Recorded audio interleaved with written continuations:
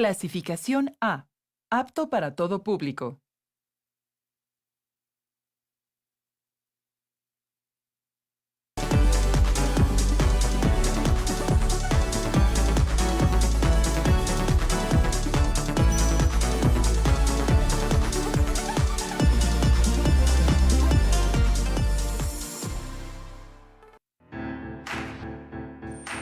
Secundaria tercer grado.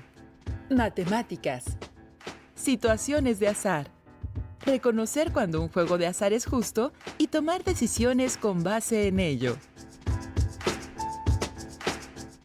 ¡Qué gusto que nos acompañen desde casa nuevamente! Alumnas y alumnos de matemáticas de tercer grado de secundaria, les damos la bienvenida a esta sesión.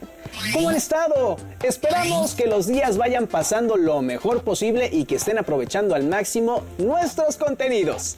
Estamos una vez más en Aprende en Casa, la programación de la Secretaría de Educación Pública para estudiar a distancia mientras termina la contingencia. Estas transmisiones son una oportunidad para descubrir nuevas estrategias de aprendizaje y poner en práctica habilidades escolares que les ayudarán en su crecimiento personal y académico.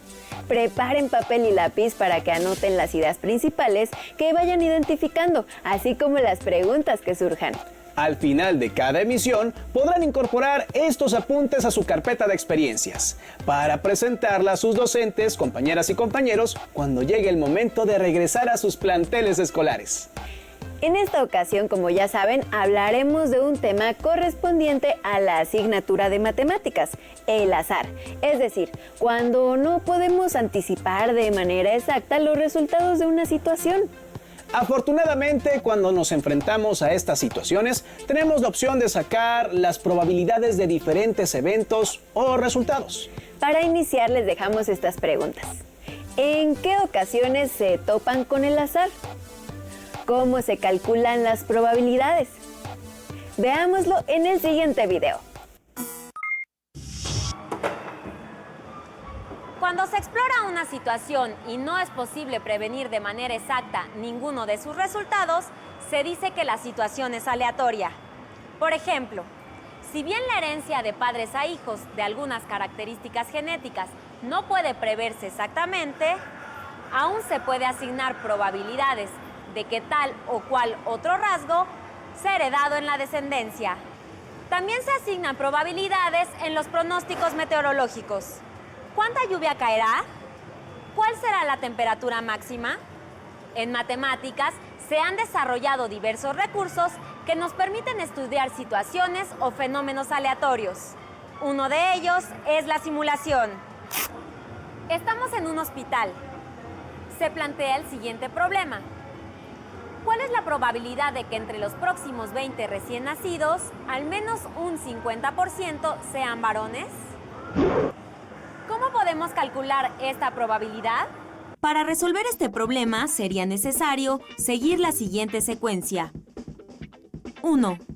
De los siguientes 20 recién nacidos, contar cuántos bebés son varones. 2. Esperar a los siguientes 20 nacimientos y volver a realizar el conteo indicado. 3.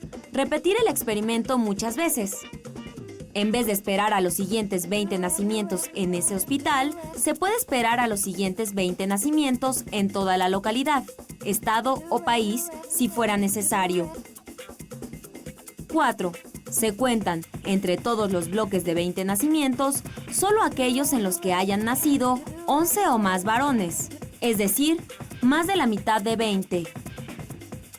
5. Este número se divide por el número total de experimentos y el resultado es, precisamente, la probabilidad pedida. ¿Cuál de las siguientes opciones crees que sea la probabilidad de que al menos 50% de los recién nacidos sean varones?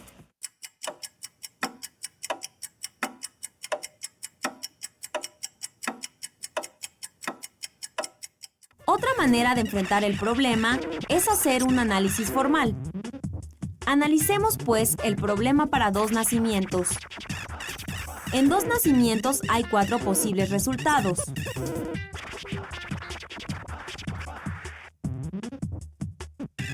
De ellos, hay 3 resultados favorables al evento que nazca al menos un varón.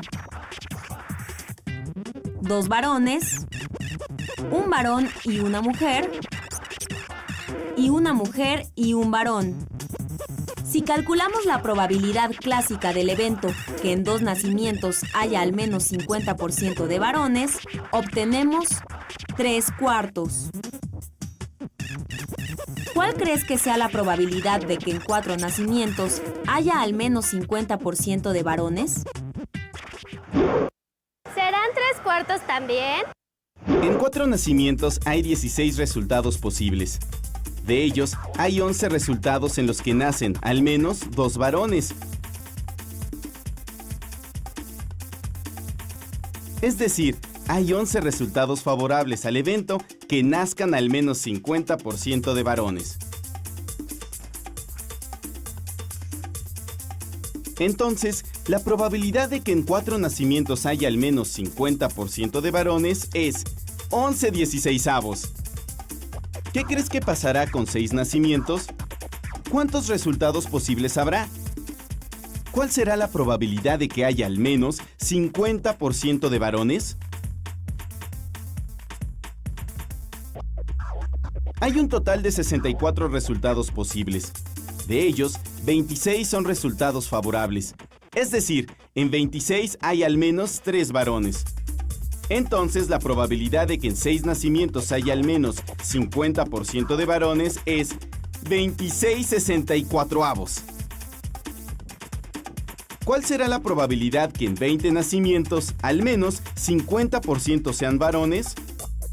¿Cómo la calcularías?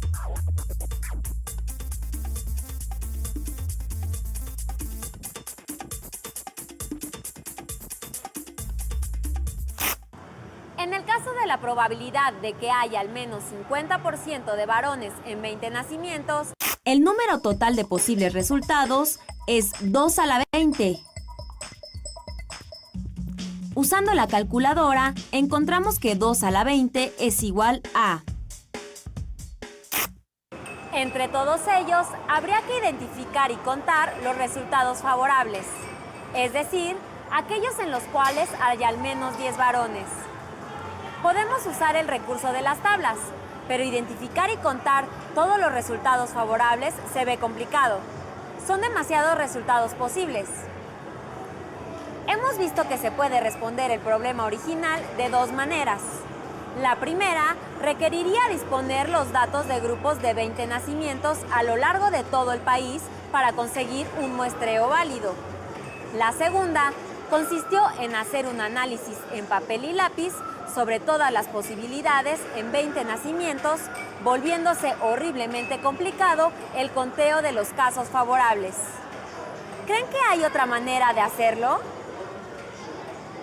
¡Claro! Podemos usar la simulación. Hacer una simulación consiste en estudiar un fenómeno aleatorio sustituyéndolo por una situación aleatoria equivalente, controlable y cuya observación es mucho más fácil de realizar que el fenómeno original. La situación, la determinación del sexo de los siguientes 20 recién nacidos, se puede sustituir, como ya veremos, por una situación equivalente. A esta última la llamaremos la simulación de la situación original. A cada resultado posible de la situación original debe corresponder un único resultado de la simulación. Y ambos resultados deben tener igual probabilidad. Para esta situación, la simulación puede ser lanzar de 20 monedas y observar qué caras quedan para arriba.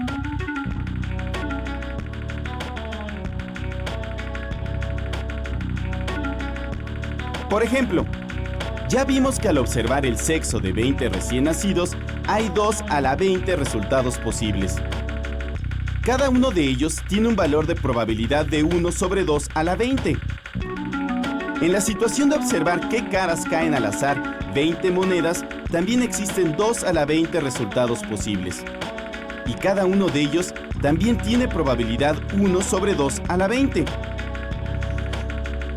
Los resultados posibles de la situación original y de la simulación, puestos en correspondencia, tienen iguales probabilidades.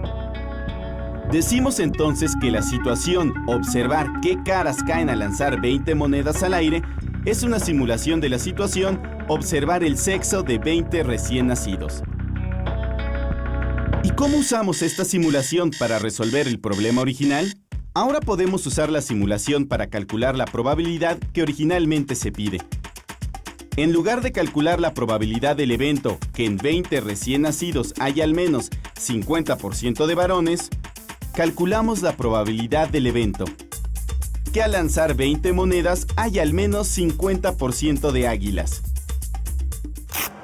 La ventaja de la simulación radica en que permite calcular las probabilidades de manera más sencilla.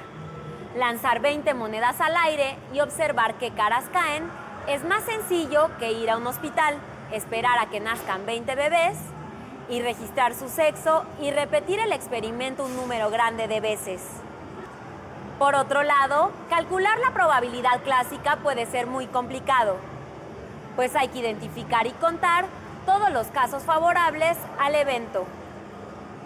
Que hay al menos 10 varones en 20 nacimientos entre una colección de 2 a la 20 resultados posibles.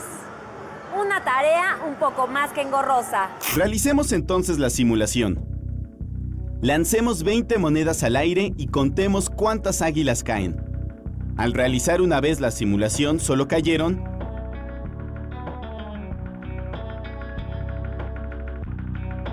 8 águilas. Es decir, el 40% del total de 20 monedas. Lo que significa que, en esta realización de la simulación, el evento que en 20 lanzamientos hay al menos de 50% de águilas no se presenta. Repitamos la simulación.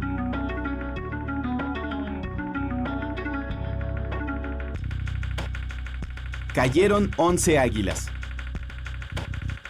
Equivale a que el 55% de los 20 nacimientos hayan sido varones.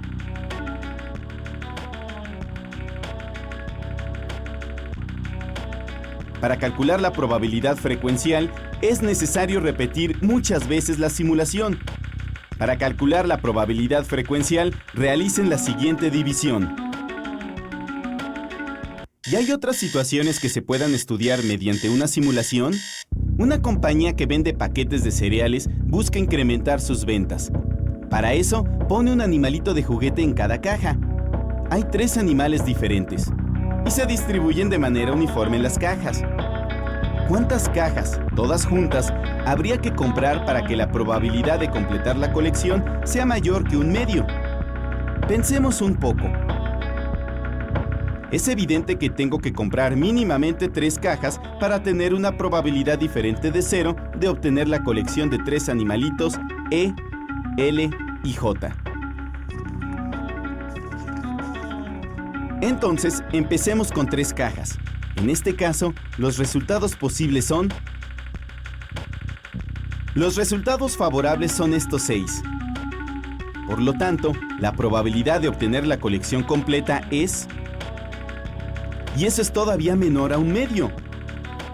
Recordemos que este valor calculado de la probabilidad corresponde al valor que se obtendría repitiendo muchas veces el experimento de sacar 3 cajas y ver lo que contienen.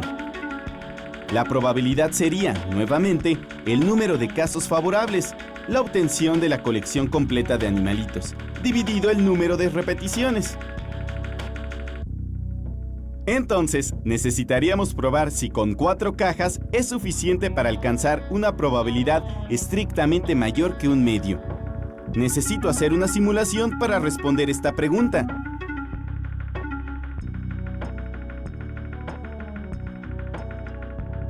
¿Qué situación aleatoria podríamos usar como simulación de la situación de las cajas de cereal? En vez de comprar grupos de 4 cajas muchas veces, ¿qué tal lanzar este dado 4 veces, registrar si hay al menos 3 colores diferentes y repetir el experimento muchas veces? Cada lanzamiento del dado representa la compra de una caja de cereal. Las caras de color blanco corresponden al elefante, las azules al león y las rojas a la jirafa. Los resultados de la situación original y los de la simulación deben tener igual probabilidad de ocurrencia. ¡Claro! La probabilidad de que salga un animalito al comprar una caja es igual a la probabilidad de obtener la cara correspondiente al lanzar el dado. Prueba tú mismo que a medida que se compran más cajas, la probabilidad de obtener al menos una colección de los 3 animalitos aumenta. Podrás ver que ya para 4 cajas, la probabilidad es mayor a 1/2. En vez de tirar dados, la simulación se puede llevar a cabo ejecutando programas de cómputo especialmente diseñados. Nos vemos en el próximo programa. ¿Qué les pareció el contenido? Estamos seguros que ahora comprenden mejor el tema, debido a que sabemos para qué sirven y cómo se calculan las probabilidades. Pero no queda ahí, ya que mediante diversas operaciones también pueden hacer predicciones con estas probabilidades. Observen cómo hacerlas en el video que les presentamos a continuación. Tenemos aquí una rueda con una flecha que puede girar, una cosa que podrías encontrarte en un juego de niños. Y una vez que giras la flecha, tenemos 7 posibles resultados equiprobables, ¿cierto? Este es 1, 2, 3, 4, 5, 6 o 7. En 4 de estos resultados tenemos un elefante, en 2 de ellos un ratón que parece que está corriendo y tenemos un solo chango haciendo acrobacias. Ahora, preguntémonos qué pasa si giramos esta flecha, por ejemplo, 210 veces. ¿Ok? Vamos a girar la flecha 210 veces.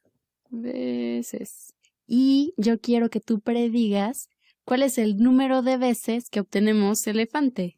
Predice cuál es el número de veces que obtenemos un elefante. Así es que ponle pausa al video e inténtalo. Estoy suponiendo que ya lo intentaste. Una forma de pensar en esto es empezar pensando en qué pasa con un giro de esta flecha.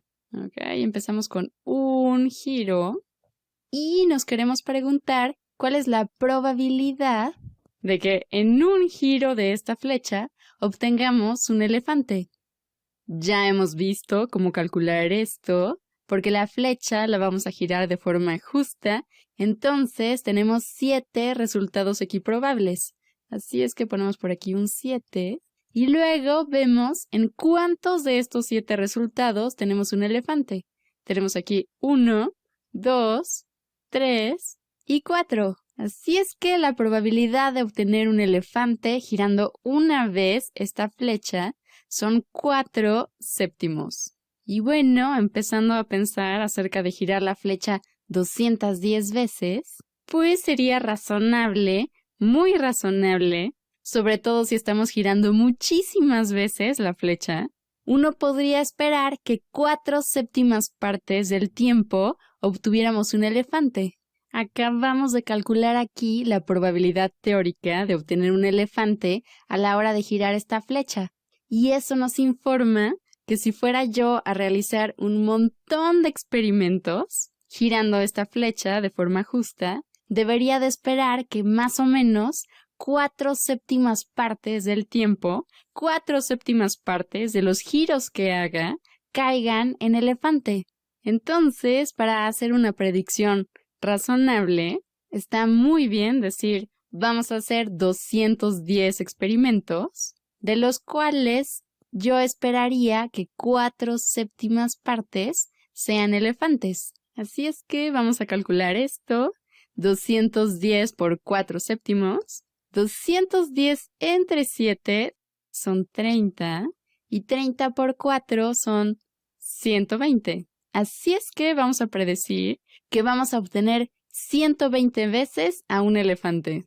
120 veces. Entonces, mi predicción, y tal vez la tuya también, es que si giramos la flecha 210 veces, yo predigo que 120 de esas veces van a ser un elefante. Ahora, es muy importante pensar en qué es lo que esto nos está diciendo y qué es lo que no nos está diciendo. ¿Ok? Por ejemplo, podría yo obtener 121 elefantes? ¿O 119 elefantes? ¡Claro que sí! ¡Por supuesto que sí! Es muy razonable que obtengamos un número distinto a este. De hecho, también existe la posibilidad de que no obtengamos ni un solo elefante. ¿Okay? Que todas las veces que giramos esta flecha caiga en uno de los ratones o en el chango. Tiene una probabilidad baja de ocurrir, pero claro que podría suceder. Y de la misma forma, también podría pasar que todas las 210 veces que giramos la flecha obtengamos un elefante. Pero, otra vez, eso tiene una probabilidad bastante baja. Pero el chiste es que nos demos cuenta que aquí no estamos asegurando que vamos a obtener 120 veces al elefante. ¿Ok? Sería completamente razonable que lo obtuviéramos 125 veces o incluso 200 veces, o también podríamos obtenerlo únicamente 90 veces. Y eso sería bastante razonable. Esta es simplemente una predicción. Si me obligas a escoger un número para predecir cuántos elefantes vamos a obtener, yo escogería este porque es el más probable. Y, por cierto, tenemos que predecir el número antes de empezar a girar la flecha.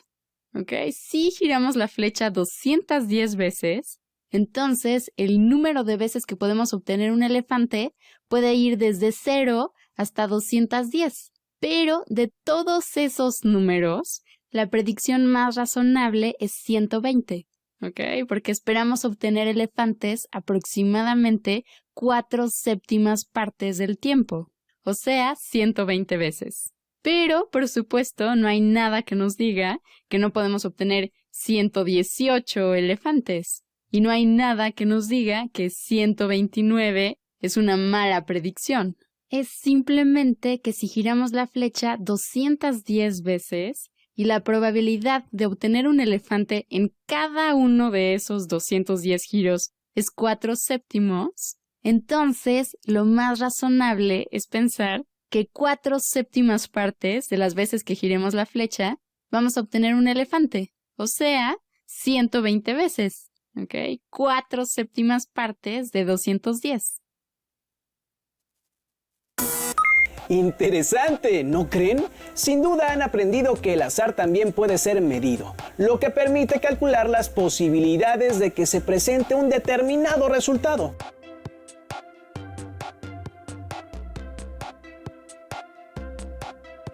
En este momento que ya cuentan con mayor información, tomen nota y respondan las siguientes preguntas. ¿Qué tipo de experimentos al azar puedes hacer en casa?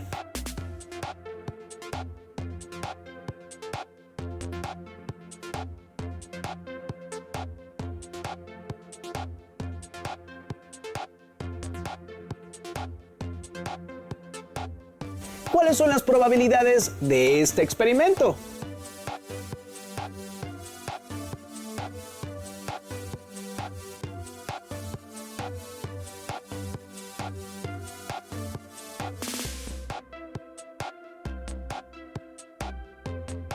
Anoten los resultados y conclusiones en su carpeta de experiencias para que la muestren a sus docentes cuando regresen a las escuelas.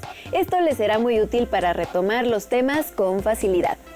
El tiempo se nos está terminando, pero antes de partir les invitamos a leer el libro Azar y Probabilidad de Juan Díaz Godino, que contiene varios ejemplos de eventos aleatorios.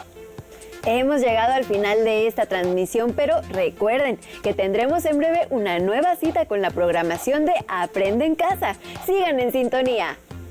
¡Hasta pronto!